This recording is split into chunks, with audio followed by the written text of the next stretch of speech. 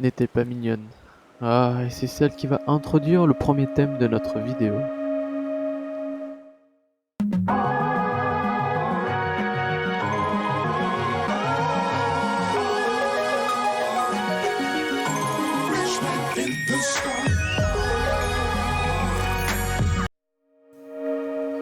Salut à tous, j'espère que vous allez bien. Aujourd'hui, on revoit l'actualité entre la semaine dernière et cette semaine. Notre premier article nous vient de Futura Planet et nous parle du déclin des insectes qui est plus important que prévu. Alors, ce sont des chercheurs de l'université de Munich, donc en Allemagne, qui ont fait des recherches entre guillemets de manière générale sur la population des insectes, donc apparemment sur 300 sites, toujours en Allemagne, pour un total de 2700 espèces étudiées. Parmi ces espèces étudiées, ils expliquent qu'il y a bien un bon tiers d'espèces qui déjà sont en moins entre 2008 et 2017, et que en plus, les espèces qui, à certains endroits, étaient rares, du coup, ont disparu. Alors c'est bien de savoir qu'il y a de manière générale une baisse de population des insectes, mais quelle est la cause ?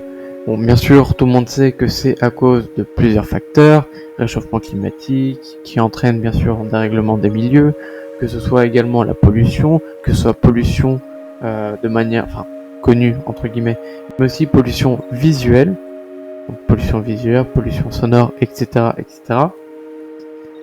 Mais c'est aussi, et entre guillemets, surtout les pesticides. Alors, là où la pollution visuelle ou sonore va, entre guillemets, sélectionner, donc il va y avoir ceux qui vont partir, ceux qui vont rester, etc. Bon, je vais pas trop détailler dessus, sinon ça pourrait être long. Mais l'agriculture, les pesticides, du coup, ça tue. Point. De manière générale.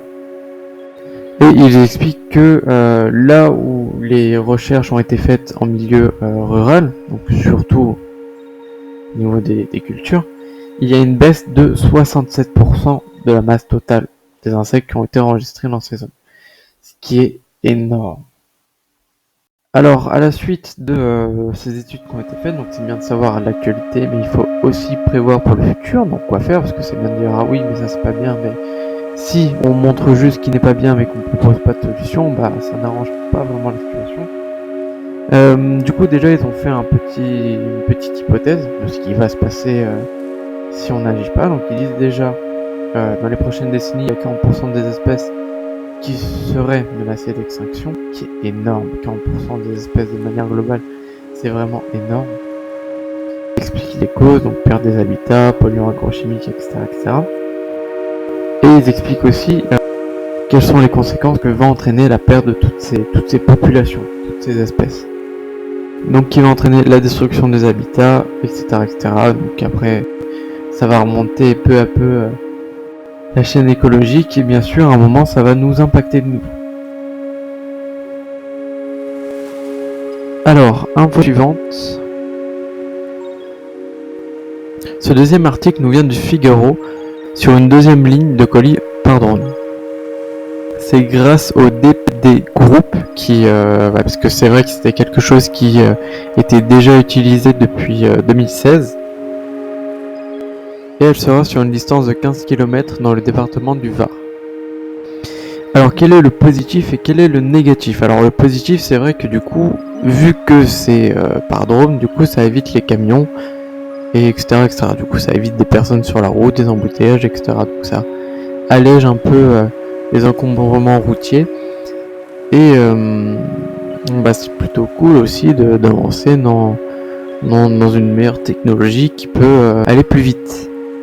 Ils disent aussi les caractéristiques du drone, donc 6 rotors électriques jusqu'à 15 km, charge de 2 kg, vitesse approximativement à 35 km/h, équipé d'un parachute autonome et même d'un système anti-collision.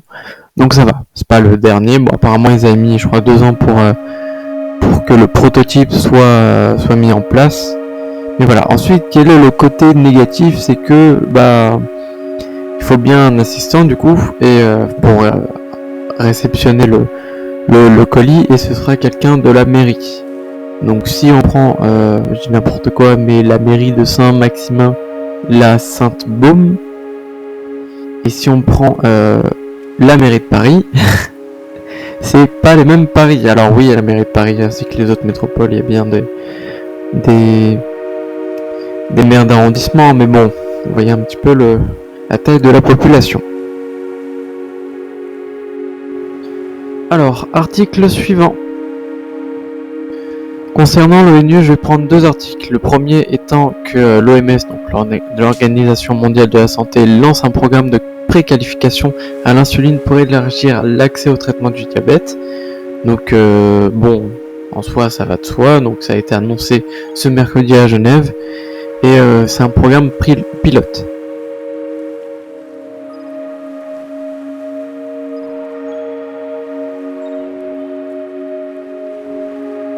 Donc l'initiative étant de stimuler l'accès à l'insuline.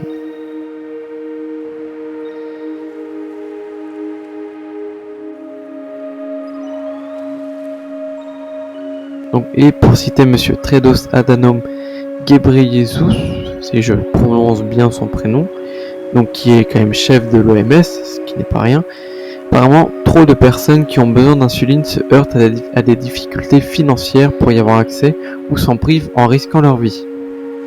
Donc effectivement, d'après ses dires, il a quand même un bon problème là-dessus. Et pour appuyer un petit peu, donc ils ont mis des chiffres, et apparemment il y a plus de 420 millions de diabétiques dans le monde.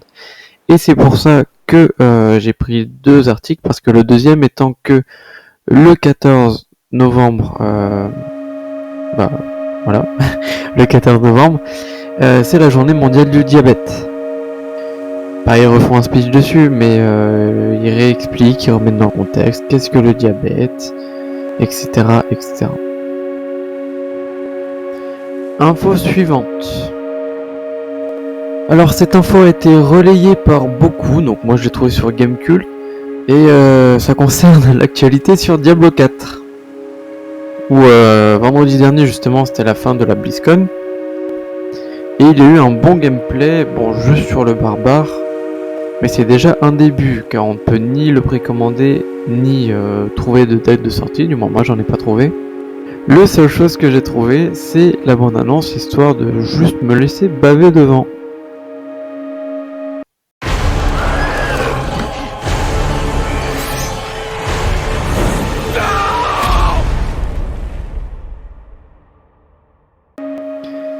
Alors là, je vais juste montrer un petit article supplémentaire parce que ça me fait rire et c'est vraiment de l'autre actualité.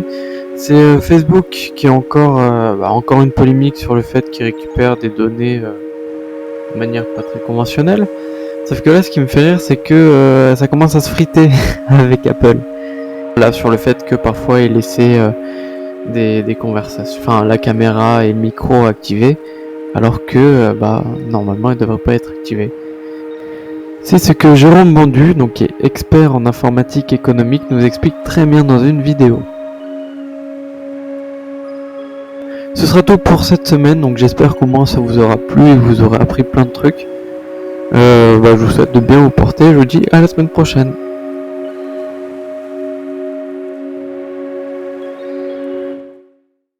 Le département de l'Hérault a mis en place une politique pour favoriser les chauves-souris à partir de 2010. Et en 2012, nous avons monté un plan d'action, un abri pour les chauves-souris à destination des agriculteurs, suite à une étude scientifique qui a été réalisée par Michel G et Jean-Michel Ricard du Centre technique interprofessionnel des fruits et légumes.